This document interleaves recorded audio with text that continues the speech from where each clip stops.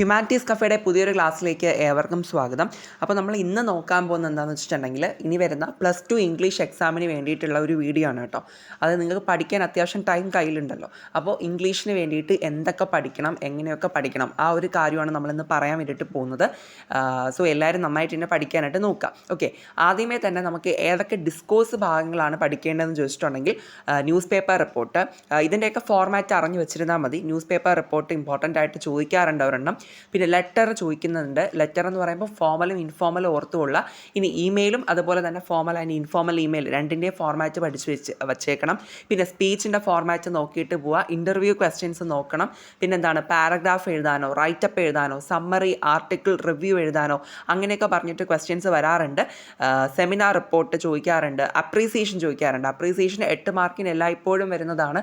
Appreciation എന്ന് പറയുമ്പോൾ എങ്ങനെയായിരിക്കും വരുന്നുണ്ടാവുക? +2കാർക്ക് ഒരു പോയം തന്നിട്ടുണ്ടായിരിക്കും. നമുക്ക് പഠിച്ചിട്ടില്ലാത്തൊരു പോയമായിരിക്കും തന്നിട്ടുണ്ടായിരിക്കുക. ആ ഒരു പോയവും നമുക്ക് അറിയാമെന്നുള്ള പോയമായിട്ട് കമ്പയർ ചെയ്ത് എഴുതാൻ വേണ്ടിയിട്ട് അത് ക്വസ്റ്റ്യനിൽ തന്നെ വ്യക്തമായിട്ട് പറഞ്ഞിട്ടുണ്ടായിരിക്കും. നിങ്ങൾക്ക് അറിയുന്നുണ്ടായിരിക്കുമല്ലോ, മോഡൽ എക്സാമൊക്കെ എഴുതിയതാണല്ലോ. അപ്പോൾ അങ്ങനെ ഒരു അപ്രീസിയേഷൻ എന്തായാലും ഉണ്ടാവും. 8 മാർക്കിന് തന്നെ ഉണ്ടാവും.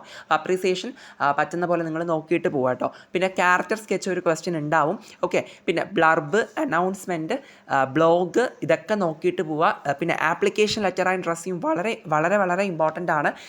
എല്ലാ വർഷവും 8 മാർക്കിന് ചോദിക്കുന്ന ഒരു ക്വസ്റ്റ്യൻ തന്നെയാണ് ആപ്ലിക്കേഷൻ ലെറ്റർ ആൻഡ് റെസ്യൂം. നമുക്ക് ആപ്ലിക്കേഷൻ ലെറ്ററിൻ്റെയൊക്കെ ഫോർമാറ്റ് നമ്മൾ പഠിച്ചു വെച്ച് കഴിഞ്ഞാൽ എന്താണ്, ഈസി ആയിട്ട് നമുക്ക് 8 മാർക്ക് മേടിക്കാൻ പറ്റും. കാരണം ഫോർമാറ്റ് പഠിക്കുമ്പോൾ തന്നെ അതിൽ പകുതിയിലേറെ മാർക്ക് നമുക്ക് കിട്ടും. പിന്നെ നമ്മൾ ആ ക്വസ്റ്റ്യൻ അനുസരിച്ച് കുറച്ച് കണ്ടൻറ്റ് കൂടി കയറ്റി എഴുതുകയാണെങ്കിൽ കറക്റ്റായിട്ട് 8 മാർക്ക് അവിടെ കിട്ടിക്കൊള്ളും. അതുകൊണ്ട് തന്നെ ആപ്ലിക്കേഷൻ ലെറ്ററും റെസ്യൂമും നിങ്ങൾ ആരും റിസ്ക് എടുക്കരുത്. അത് നന്നായിട്ട് തന്നെ പഠിച്ചിട്ട് പോകാനായിട്ട് ശ്രദ്ധിക്കുക. എളുപ്പമാണ് കേട്ടോ.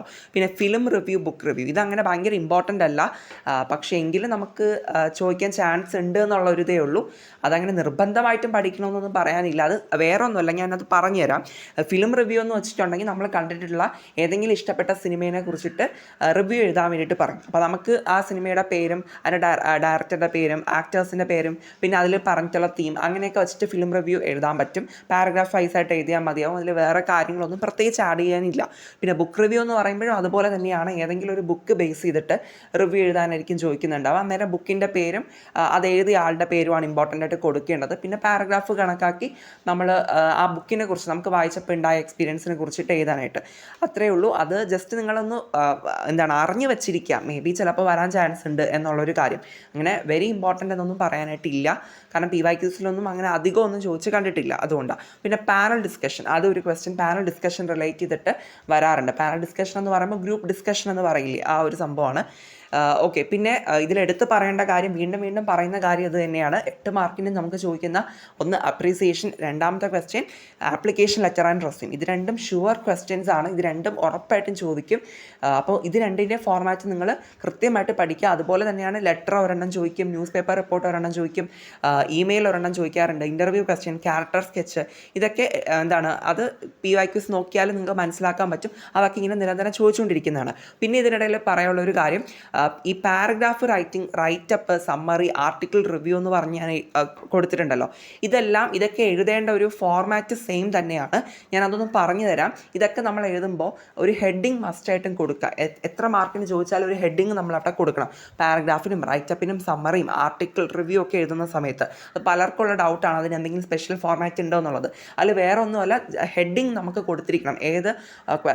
ക്വസ്റ്റ്യൻ അനുസരിച്ച് ഒരു ഹെഡിങ് നമ്മൾ മസ്റ്റായിട്ടും കൊടുക്കുക. പിന്നെ നമ്മൾ മാർക്ക് അനുസരിച്ച് പാരഗ്രാഫ് തിരിച്ച് എഴുതി പോയാൽ മതി. അല്ലാണ്ട് അതിൽ വേറെ പ്രത്യേകിച്ച് വലിയ ഫോർമാറ്റുകളായിട്ടൊന്നും പഠിക്കാനില്ല. ഓക്കെ, ഞാൻ പറഞ്ഞത് paragraph, writeup, summary, article review അത്രയും കാര്യങ്ങളുടെ കാര്യമാണ് പറഞ്ഞത്. പിന്നെ സ്പീച്ച് നമുക്ക് 8 മാർക്കിനും 6 മാർക്കിനും ഒക്കെ ചോദിക്കാറുള്ള ഒരു സംഭവമാണ്. സ്പീച്ച് എന്ന് പറയുമ്പോൾ നമുക്ക് സാധാരണ നമ്മൾ കോമൺലി സ്പീച്ച് അങ്ങനെ പറഞ്ഞ് ചോദിക്കാം. അല്ലെങ്കിൽ ഇൻട്രൊഡക്ടറി സ്പീച്ച് എന്ന് പറഞ്ഞിട്ടൊരു സംഭവം ചിലപ്പോൾ 4 മാർക്കിനൊക്കെ ചോദിക്കാറുണ്ട്. ഇൻട്രൊഡക്ടറി സ്പീച്ച് എന്ന് പറയുമ്പോൾ മറ്റൊന്നുമല്ല, ഏതെങ്കിലും ഒരു വ്യക്തിനെ ഒരു പൊതുചടങ്ങിലോട്ട് ഇൻട്രൊഡ്യൂസ് ചെയ്തുകൊണ്ടുള്ള ഒരു സ്പീച്ചാണ്. ഓക്കെ, അപ്പം ഇപ്പോൾ ഫോർ എക്സാമ്പിൾ ഇപ്പോൾ നമ്മൾ ഇർഫാൻ അലാമിനെ പറ്റി പഠിക്കുന്നുണ്ട്. അപ്പോൾ ഏതെങ്കിലും ഒരു മീറ്റിങ്ങിൽ ഇർഫാൻ അലാമിനെ ഇൻട്രൊഡ്യൂസ് ചെയ്തുകൊണ്ടൊക്കെ സ്പീച്ച് എഴുതാൻ വേണ്ടിയിട്ട് ആ രീതിയിൽ അങ്ങനെ ഇൻട്രൊഡ്യൂസ് ചെയ്ത് പറയുന്ന കാര്യമാണ് ഇൻട്രൊഡക്ടറി സ്പീച്ച് എന്ന് പറയുന്നത്. ഓക്കെ, അപ്പോൾ അയാൾ ആരാണെന്നും അയാളുടെ കോൺട്രിബ്യൂഷൻ എന്താണെന്നും പ്രത്യേകത എന്താണെന്നും ദെൻ അയാളുടെ അങ്ങനെയുള്ള ഇമ്പോർട്ടൻ്റ് ഉള്ള കാര്യങ്ങളൊക്കെ പറഞ്ഞുകൊണ്ട് നമുക്ക് അയാളെ മീറ്റിങ്ങിലോട്ട് ഇൻട്രൊഡ്യൂസ് ചെയ്യാം എന്ന് പറഞ്ഞിട്ടുള്ള രീതിയിൽ എഴുതുന്നതാണ് ഇൻട്രൊഡക്ടറി സ്പീച്ച് എന്ന് പറയുന്നത്. അപ്പോൾ അത് നിങ്ങളൊന്ന് അറിഞ്ഞിരിക്കുക. അഥവാ ആ രീതിക്ക് ചോദിക്കുകയാണെങ്കിൽ അത് അങ്ങനെ ഇൻട്രൊഡ്യൂസ് ചെയ്തുകൊണ്ട് എഴുതുന്നതാണ്, സാധാരണ സ്പീച്ച് അല്ല. ഇൻട്രൊഡ്യൂസ് ചെയ്ത് നമ്മളവിടെ ഒരു വ്യക്തിനെ മറ്റുള്ളവർക്ക് പരിചയപ്പെടുത്തിക്കൊണ്ട് പറയുന്നതാണ് ഇൻട്രൊഡക്ടറി സ്പീച്ച് എന്ന് പറയുന്നത്. അപ്പോൾ അത് നിങ്ങളൊന്ന് അറിഞ്ഞു വെച്ചേക്കുക. പിന്നെ അടുത്ത് പറയേണ്ട ഒരു കാര്യമാണ്, ന്യൂസ് പേപ്പർ റിപ്പോർട്ട് നമുക്ക് ചോദിക്കും. പക്ഷേ ഏതോ ഒരു വർഷം PYQs ലൈവ് TV റിപ്പോർട്ട് ചോദിച്ചിട്ടുണ്ട്. ലൈവ് TV റിപ്പോർട്ട് ചോദിച്ചത് എൻ്റെ ഓർമ്മ ശരിയാണെങ്കിൽ നമ്മുടെ അവർ ഓഫ് ട്രൂത്ത് എന്ന് പറഞ്ഞിട്ട് ഒരു ചാപ്റ്റർ പഠിക്കുന്നുണ്ടല്ലോ. അപ്പോൾ അതിൽ ആ ഒരു ബാങ്കിൽ നടക്കുന്നില്ലേ ഒരു മാനിപ്പുലേഷൻ, അതാണല്ലോ അതിൽ പറയുന്നത്. ആ ഒരു സംഭവമായിട്ട് റിലേറ്റ് ചെയ്തിട്ട് ലൈവ് TV റിപ്പോർട്ട് എഴുതാൻ വേണ്ടിയിട്ട് അങ്ങനെ എങ്ങാണ്ടോ പറഞ്ഞിട്ട് ഒരു ക്വസ്റ്റ്യൻ ലൈവ് TV റിപ്പോർട്ടിൻ്റെ ബേസിൽ ചോദിച്ചിട്ടുണ്ടായിരുന്നു. ഒരു 2 കൊല്ലത്തിന് മുന്നേ ഉള്ള എന്തോ ക്വസ്റ്റ്യൻ പേപ്പറിലാണ്. അപ്പോൾ ലൈവ് TV റിപ്പോർട്ട് നിങ്ങളൊന്ന് അറിഞ്ഞു വയ്ക്കുക. ഓക്കെ, അപ്പോൾ ഇത്രയൊക്കെയാണ് മെയിനായിട്ട് +2 ഇംഗ്ലീഷിൽ ഡിസ്കോഴ്സസിന് വേണ്ടിയിട്ട് പറയാനുള്ളത്. പിന്നെ നമ്മൾ +1 പഠിച്ചിട്ടുള്ള സംഭവമാണ് ട്രാവൽ എസ്സേ, അങ്ങനെയൊക്കെയുള്ള കാര്യങ്ങൾ അല്ലേ. അപ്പോൾ അതൊക്കെ ഇതിൽ നമുക്ക് +2കാർക്ക് ചോദിക്കാറില്ല. ട്രാവൽ റിലേറ്റ് ചെയ്ത് നമുക്ക് ചാപ്റ്റേഴ്സ് ഒന്നും പഠിക്കാനില്ല, അതുകൊണ്ട് തന്നെ അങ്ങനെ ചോദിക്കാറില്ല. പക്ഷേ എങ്കിലും വേണമെന്നുണ്ടെങ്കിൽ നിങ്ങൾക്ക് വായിച്ചിട്ട് പോകാം, അത്രയേ ഉള്ളൂ. പിന്നെ ഒരു കാര്യം പറയേണ്ടത്, നമ്മുടെ ചാനലിൽ ന്യൂസ് പേപ്പർ റിപ്പോർട്ടും ലെറ്ററും ഇമെയിലും സ്പീച്ചും ഇൻ്റർവ്യൂ ക്വസ്റ്റ്യൻസും അതുപോലെ തന്നെ appreciation, blurb, announcement, blog, application letter and resume, ഇത്രയും കാര്യങ്ങളുടെ ഫോർമാറ്റിൻ്റെ വീഡിയോസ് ചെയ്തിട്ടുണ്ട്. അതെല്ലാം ഒരൊറ്റ പ്ലേലിസ്റ്റിൽ നിങ്ങൾക്ക് അവൈലബിൾ ആണ്. പ്ലേലിസ്റ്റിൻ്റെ ലിങ്ക് ഞാൻ എന്ത് ചെയ്യാം, ഡിസ്ക്രിപ്ഷനിൽ കൊടുത്തേക്കാം. ഓക്കെ, അപ്പോൾ അത് നിങ്ങൾ കയറി ഒന്ന് കണ്ടു നോക്കുക കേട്ടോ. പിന്നെ സെമിനാർ റിപ്പോർട്ടൊക്കെ എൻ്റെ അടുത്ത് ചോദിച്ചിട്ടുണ്ടായിരുന്നു. അതൊക്കെ നമുക്ക് ഉടനെ തന്നെ ഞാൻ അപ്ലോഡ് ആക്കാം കേട്ടോ, പറ്റുന്ന പോലെ അപ്ലോഡ് ആക്കാം. ഓക്കെ, ഇനി നമ്മുടെ എക്സാമിന് ഇമ്പോർട്ടൻ്റ് ആയിട്ട് ചോദിക്കാൻ ചാൻസ് ഉള്ള ഗ്രാമർ ടോപ്പിക്സ് ഏതൊക്കെയാണെന്ന് പറയുകയാണ്. ഒന്നാമതായിട്ട് തന്നെ active and passive voice, active വോയിസും പാസീവ് വോയിസും റിലേറ്റ് ചെയ്തിട്ടൊക്കെ ചോദ്യങ്ങൾ വരാറുണ്ട്. പിന്നെ റിപ്പോർട്ടഡ് സ്പീച്ച് വളരെ ഇമ്പോർട്ടൻ്റ് ആണ്. എല്ലാ വർഷവും റിപ്പോർട്ടഡ് സ്പീച്ച് റിലേറ്റ് ചെയ്തിട്ട് ഒരു ക്വസ്റ്റ്യൻ ഉണ്ടാവും, 2-4 മാർക്കിനൊക്കെ ചോദിക്കാറുണ്ട്. റിപ്പോർട്ടഡ് സ്പീച്ച് എല്ലാവരും കൃത്യമായിട്ട് തന്നെ പഠിച്ചിട്ട് പോവുക. പിന്നെ ഫ്രേസൽ വെർബ്സ്, ഇഡിയംസ്, ഇതൊക്കെ അങ്ങനെ 1-2 മാർക്കിനൊക്കെ റയറായിട്ടൊക്കെ വരാറുണ്ട്. നോക്കിയിട്ട് പോവുക, അതൊന്നും വരില്ല എന്നൊന്നും നമുക്ക് പറയാനായിട്ട് പറ്റില്ല. ഓക്കെ, ഇടയ്ക്കൊക്കെ വരാറുണ്ട്. പിന്നെ എഡിറ്റിംഗ് വളരെ ഇമ്പോർട്ടൻ്റ് ആണ്. നിങ്ങൾക്ക് അറിയുന്നുണ്ടായിരിക്കും, നമ്മൾ കൊച്ചു ക്ലാസ് മുതലേ എഡിറ്റിംഗ് റിലേറ്റ് ചെയ്തിട്ട് ഇംഗ്ലീഷ് എക്സാമിന് പഠിച്ചു വരുന്നതാണല്ലോ. അപ്പോൾ എഡിറ്റിംഗ് എന്തായാലും ഒരു ചോദ്യം എന്തായാലും ഉണ്ടാവും കേട്ടോ. പിന്നെ ടെൻസ് റിലേറ്റ് ചെയ്ത്, പ്രപ്പോസിഷൻസ് റിലേറ്റ് ചെയ്തിട്ട്, കൊഹസീവ് ഡിവൈസസ്, ഇതൊക്കെ റിലേറ്റ് ചെയ്തിട്ട് നമുക്ക് മേ ബി വരാൻ ചാൻസ് ഉണ്ട്. പിന്നെ അതുപോലെ തന്നെ നമുക്ക് +2കാർക്കുള്ള ഒരു സംഭവമാണ് അഡ്ജക്റ്റീവ് ക്ലോസ് ആൻഡ് ഫ്രേസും ആഡ്വർബ് ക്ലോസ് ആൻഡ് ഫ്രേസും. ഓക്കെ, അപ്പോൾ ഇത് നമുക്ക് എന്ത് ചെയ്യാം, ചോദിക്കാൻ ചാൻസ് ഉണ്ട് ഒരു 1-2 മാർക്കിനൊക്കെ. ഓക്കെ, പക്ഷേ ഗ്രാമർ ടോപ്പിക്സിൽ മോസ്റ്റ് ഇമ്പോർട്ടൻ്റ് എന്നുള്ള നിലയ്ക്ക് പറയാനായിട്ടുള്ളത് റിപ്പോർട്ടഡ് സ്പീച്ച്, എഡിറ്റിംഗ്, പിന്നെ നമ്മുടെ active passive voice, phrasal verbs, idioms, ഇത്രയും കാര്യങ്ങളാണ് ഭയങ്കര ഇമ്പോർട്ടൻ്റ് ആയിട്ട് നിങ്ങൾ നോക്കിയിട്ട് പോകണമെന്ന് പറയാനായിട്ടുള്ളത്. ബാക്കിയുള്ള കാര്യങ്ങളൊക്കെ നമുക്കിങ്ങനെ ഇടയ്ക്കൊക്കെ ഇങ്ങനെ ചോദിക്കാറുണ്ട് 1-2 മാർക്കിനൊക്കെ വേണ്ടിയിട്ട്. അപ്പോൾ പറ്റുന്നവർ ഇതൊക്കെ എല്ലാ ഫോർമാറ്റും നോക്കിയിട്ട് പോകുന്നത് നല്ലതായിരിക്കും കേട്ടോ. ഓക്കെ, പക്ഷെ നിങ്ങൾ ഒരു കാരണവശാലും റിപ്പോർട്ടഡ് സ്പീച്ചും എഡിറ്റിങ്ങും ഇത് രണ്ടും നിങ്ങൾ ഒരിക്കലും സ്കിപ്പ് ചെയ്യരുത്. കാരണം അത് രണ്ടും എല്ലാ വർഷവും ചോദിക്കുന്ന ക്വസ്റ്റ്യൻസ് തന്നെയാണ്. ഓക്കെ, അതുകൊണ്ട് അത് നിങ്ങൾ നോക്കിയിട്ട് പോവുക. പിന്നെ ഞാൻ നമ്മുടെ ആക്റ്റീവ് ആൻഡ് പാസീവ് വോയിസും റിപ്പോർട്ടഡ് സ്പീച്ചും എഡിറ്റിങ്ങും കൊഹസീവ് ഡിവൈസസും പിന്നെ അഡ്ജക്റ്റീവ് ക്ലോസ് ആൻഡ് ഫ്രേസും ആഡ്വർബ് ക്ലോസ് ആൻഡ് ഫ്രേസും ഇത് ഇത്രേൻ്റെ വീഡിയോസ് ചെയ്തിട്ടുണ്ട് കേട്ടോ. അപ്പോൾ അത് ഞാൻ സെപ്പറേറ്റ് ആയിട്ട് ഒരു പ്ലേലിസ്റ്റ് ആക്കി ഇട്ടിട്ടുണ്ട്. ആ പ്ലേലിസ്റ്റിൻ്റെ ലിങ്ക് ഞാൻ ഡിസ്ക്രിപ്ഷനിൽ കൊടുത്തേക്കാം, കയറി കണ്ട് നോക്കാം കേട്ടോ. ഇനി നമ്മൾ പറയാൻ പോകുന്നത് ഏതൊക്കെയാണ് ഇമ്പോർട്ടൻ്റ് ആയിട്ട് പഠിക്കേണ്ട ക്യാരക്ടർ സ്കെച്ച് എന്നുള്ളതാണ് കേട്ടോ.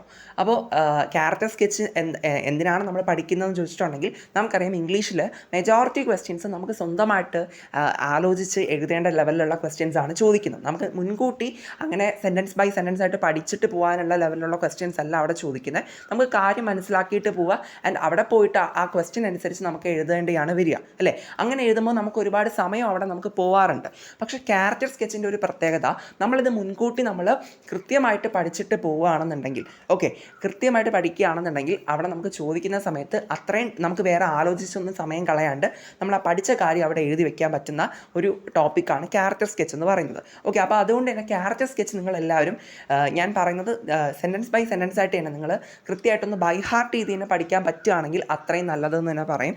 അപ്പോൾ നമ്മൾ കഴിഞ്ഞ ഒരു 5 കൊല്ലത്തെ PYQs എടുത്ത് നിങ്ങൾ തന്നെ നോക്കിയാൽ മനസ്സിലാവും, അതിലൊക്കെയും റിപ്പീറ്റ് ചെയ്ത് വന്നിട്ടുള്ളത് ഒന്നില്ലെങ്കിൽ ബാൽവിൻ ചോദിക്കാം, അല്ലെങ്കിൽ നൊമിത ചോദിക്കുന്നുണ്ട്, അല്ലെങ്കിൽ അജിത്ത്. ഈ 3 പേരിൽ ആരെങ്കിലുമൊക്കെയാണ് റിപ്പീറ്റ് ചെയ്ത് വരുന്നത്. ഓക്കെ, അപ്പോൾ അതുകൊണ്ട് തന്നെ നമ്മൾ ആദ്യമേ സെറ്റ് ആക്കേണ്ടത് ഈ 3 ആൾക്കാരുടെയും ക്യാരക്ടർ സ്കെച്ച് തന്നെയാണ്. ഓക്കെ, ബാൽവിനും നൊമിത അജിത്ത് ഇതിലേത് വേണോ വരാൻ, നമുക്കങ്ങനെ ഇന്നത് തന്നെ വരുമെന്ന് പറയാൻ പറ്റില്ല. ഏത് വേണോ വരാൻ ചാൻസ് ഉണ്ട്. 3ഉം അത്രയും ഇമ്പോർട്ടൻ്റ് ആയിട്ട് ചോദിച്ചിട്ടുണ്ട്. ഓക്കെ, അപ്പോൾ ഇനി എങ്ങാനും നമുക്ക് ക്വസ്റ്റ്യൻ കുറച്ച് ടഫ് ലെവലായിട്ട് ഒരു പാറ്റേണിലൊക്കെ വ്യത്യാസം വരികയാണെങ്കിൽ നമുക്ക് ലേഡി അസിസ്റ്റൻറ്റോ ബോയ് ആൻഡ് ടീച്ചറോ ഒക്കെ നമുക്ക് ക്യാരക്ടർ സ്കെച്ചായിട്ട് ചോദിക്കാൻ ചാൻസ് ഉണ്ട് കേട്ടോ. ഇത് ഏതൊക്കെയോ എക്സാമുകളിൽ ചോദിച്ചിട്ടുണ്ട് കേട്ടോ മുന്നേ ഒക്കെ. ലേഡി അസിസ്റ്റൻ്റ് എന്ന് പറയുമ്പോൾ നമ്മളൊരു പോസ്റ്റ് ഇയർലി ഫോർ ക്രിസ്മസ് എന്ന് പറഞ്ഞിട്ടൊരു ചാപ്റ്റർ പഠിക്കുന്നില്ലേ, അപ്പോൾ അതിനകത്തുള്ള ലേഡി അസിസ്റ്റൻ്റ് ആണ് ഉദ്ദേശിച്ചത്. അപ്പോൾ ലേഡി അസിസ്റ്റൻറ്റിൻ്റെ റിലേറ്റ് ചെയ്തിട്ട് എന്താണ് ക്യാരക്ടർ സ്കെച്ച് എവിടെയൊക്കെ ചോദിച്ചിട്ടുണ്ട് കേട്ടോ. ചോദിച്ചില്ല എന്നല്ല പറയാൻ പറ്റില്ല. മോഡൽ എക്സാമിൻ്റെ PYQസിലോ എവിടെയൊക്കെയോ വന്നിട്ടുണ്ട് ആ സംഭവം. പിന്നെ ബോയ് ആൻഡ് ടീച്ചർ എന്ന് പറയുമ്പോൾ നമ്മുടെ ഏറ്റവും അവസാനത്തെ പാഠമുണ്ടല്ലോ, ക്രൈം ആൻഡ് പണിഷ്മെൻറ്റ്. അപ്പോൾ ആ ഒരു ചാപ്റ്ററിലുള്ള ആ ഒരു ബോയിനെയും ടീച്ചറിനെയും ഇത് രണ്ടും കൂടി ചേർത്തല്ല, ഒന്നല്ലെങ്കിൽ ബോയുടെ മാത്രം അല്ലെങ്കിൽ ടീച്ചറിൻ്റെ മാത്രമായിട്ടൊക്കെ ചോദിക്കാനും ചാൻസ് ഉണ്ട്. അപ്പോൾ ഇത്രയൊക്കെ നിങ്ങൾ നോക്കിയിട്ട് പോയാൽ മതിയാവും. പിന്നെ വരുന്നത് എന്താണ്, നമ്മുടെ അമിഗോ ബ്രദേഴ്സ് ഉണ്ട്, ഷഹീൻ മിസ്രി, ഇർഫാൻ അല്ലാം, സുധാമൂർത്തി, ഇവരെയൊക്കെ ഉണ്ട്. അപ്പോൾ അതൊക്കെ നിങ്ങൾ ജസ്റ്റ് ഒന്ന് വായിച്ചെങ്കിലും വെച്ചിട്ട് പോകും. അപ്പോൾ വേറെ ഇത് പറയുമ്പോൾ ആ ഒരു ഇതൊക്കെ നമുക്കങ്ങനെ PYQസിനൊന്നും അധികം കണ്ടിട്ടില്ല.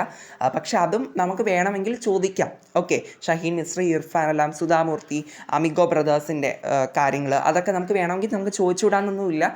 അപ്പോൾ അതുകൊണ്ട് തന്നെ നിങ്ങൾ അതുകൂടി ജസ്റ്റ് ഒന്ന് വായിച്ച് മനസ്സിലാക്കി വെക്കുന്നത് നല്ലതാണ്. പക്ഷേ മോസ്റ്റ് ഇമ്പോർട്ടൻസ് കൊടുത്ത് നിങ്ങൾ പഠിക്കേണ്ടത് നൊമിത, ബാൽവിനും അജിത്തുമാണ് കേട്ടോ.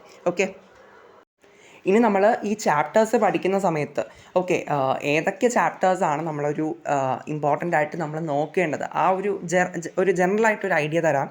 അതായത് നമുക്ക് 5 യൂണിറ്റുകളാണ് നമുക്ക് പഠിക്കാനായിട്ടുള്ളത്.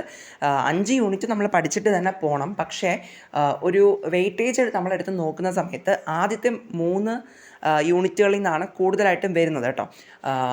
മീൻസ് ഫസ്റ്റ് യൂണിറ്റും സെക്കൻഡും തേർഡും ഒക്കെ നല്ല രീതിക്ക് തന്നെ ആ യൂണിറ്റുകളിൽ നിന്ന് ക്വസ്റ്റ്യൻസ് വരാറുണ്ട്.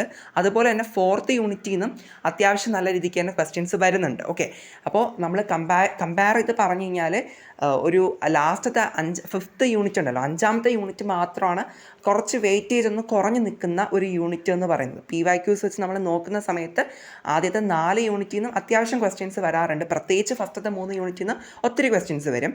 5ാമത്തെ യൂണിറ്റ് മാത്രമാണ് കുറച്ചൊന്ന് വെയിറ്റേജ് കുറഞ്ഞ് നിൽക്കുന്നത്. പക്ഷേ ക്വസ്റ്റ്യൻസ് ഒന്നും ചോദിക്കാണ്ടിരുന്നിട്ടില്ല. അപ്പോൾ എല്ലാ ചാപ്റ്റേഴ്സും നമ്മൾ നോക്കിയിട്ട് പോകണം. ആ ഒരു കാര്യം നിങ്ങളൊന്ന് ശ്രദ്ധിക്കുക. പിന്നെ എനിക്ക് നിങ്ങളോട് പറയാനുള്ളൊരു കാര്യം, നിങ്ങൾ പഠിക്കുന്ന ടൈമിലും എന്താ ചെയ്യേണ്ടതെന്ന് വെച്ചിട്ടുണ്ടെങ്കിൽ എല്ലാ ചാപ്റ്റേഴ്സിൻ്റെയും സമ്മറി ഒന്ന് പഠിച്ചിട്ട് പോകാനായിട്ട് ശ്രദ്ധിക്കുക.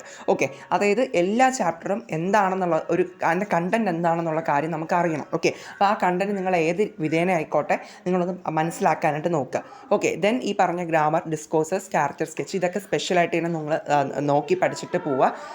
പിന്നെ നിങ്ങൾ എന്തുകൂടി ചെയ്യണമെന്ന് വെച്ചിട്ടുണ്ടെങ്കിൽ പ്രാക്ടീസ് കൂടി ചെയ്യുക കേട്ടോ. PYQs വെച്ചിട്ട് ടൈമറൊക്കെ വെച്ചിട്ട് എന്ത് ചെയ്യുക, ഒന്ന് എഴുതി കൂടി പ്രാക്ടീസ് ചെയ്ത് നോക്കുക. ഓക്കെ, അന്നേരം നിങ്ങൾക്ക് ടൈമും കാര്യങ്ങളൊക്കെ മാനേജ് ചെയ്യാൻ കൂടി പറ്റും. ഓക്കെ, അപ്പോൾ ഇത്രയും കാര്യങ്ങൾ ശ്രദ്ധിച്ച് എന്ത് ചെയ്യുക, ഇംഗ്ലീഷ് എക്സാമിന് വേണ്ടിയിട്ട് പ്രിപ്പയർ ചെയ്യാനായിട്ട് നോക്കുക. സോ അത്രയേ ഉള്ളൂ. ഇനി ടൈം മാനേജ്മെൻറ്റ് എങ്ങനെയൊക്കെയാണ്, പ്രത്യേകിച്ചും ഇംഗ്ലീഷിനൊക്കെ ടൈം കുറച്ച് ബുദ്ധിമുട്ടാണ് നമുക്ക് മാനേജ് ചെയ്യാൻ എക്സാം എഴുതുന്ന ടൈമിലൊക്കെ. അപ്പോൾ അങ്ങനെയുള്ള വീഡിയോസൊക്കെ നമ്മൾ ഇനി വരുന്ന ഡേയ്സിൽ ചെയ്യുന്നുണ്ടായിരിക്കും. അപ്പോൾ ഇപ്പം നിങ്ങൾ എന്തായാലും ഈ പറഞ്ഞ കാര്യങ്ങളൊക്കെ ശ്രദ്ധിച്ചിട്ട് നന്നായിട്ട് തന്നെ പഠിക്കുക. പിന്നെ ഒരു കാര്യം കൂടി ഞാൻ പറഞ്ഞില്ല, 2 പ്ലേലിസ്റ്റിൻ്റെ ലിങ്ക് ഞാൻ ഡിസ്ക്രിപ്ഷനിൽ കൊടുത്തേക്കാം. എടുത്ത് ആവശ്യമുള്ളവരൊക്കെ ഒന്ന് കണ്ടു നോക്കുക. അത് ഒരു പ്ലേലിസ്റ്റ് ഡിസ്കോഴ്സസിൻ്റെതാണ്, ഒരെണ്ണം ഗ്രാമറിൻ്റെ, 2 കൊടുത്തിട്ടുണ്ട്. നിങ്ങൾ 2 കെയർ നോക്കി നോക്കുക. ആൻഡ് ഓൾസോ അഥവാ നിങ്ങൾക്ക് അവിടെ നിന്ന് ലിങ്ക് ഓപ്പൺ ആവുന്നില്ല, എന്തെങ്കിലും ഇഷ്യൂ ഉണ്ടെന്നുണ്ടെങ്കിൽ നമ്മുടെ ഹോം പേജിൽ കയറുക ആൻഡ് പ്ലേലിസ്റ്റിൻ്റെ സെക്ഷനിലോട്ട് പോവുക. അതിനകത്ത് തന്നെ നിങ്ങൾക്ക് കാണാൻ പറ്റും ഇംഗ്ലീഷ് എന്താണ് ഡിസ്കോഴ്സസ് എന്നും ഗ്രാമർ എന്നും പറഞ്ഞിട്ട് 2 പ്ലേലിസ്റ്റ്. അപ്പോൾ അങ്ങനെയാലും നിങ്ങൾക്ക് ഓപ്പൺ ചെയ്ത് പഠിക്കാവുന്നതാണ്. ഓക്കെ, അപ്പോൾ അത്രയേ ഉള്ളൂ. ഇനി എന്തെങ്കിലും ഡൗട്ട്സ് ഉണ്ടെന്നുണ്ടെങ്കിൽ കമൻറ്റ് സെക്ഷനിൽ അറിയിക്കുക. സോ എല്ലാവരും നന്നായിട്ട് തന്നെ പഠിക്കാം കേട്ടോ. Thank you.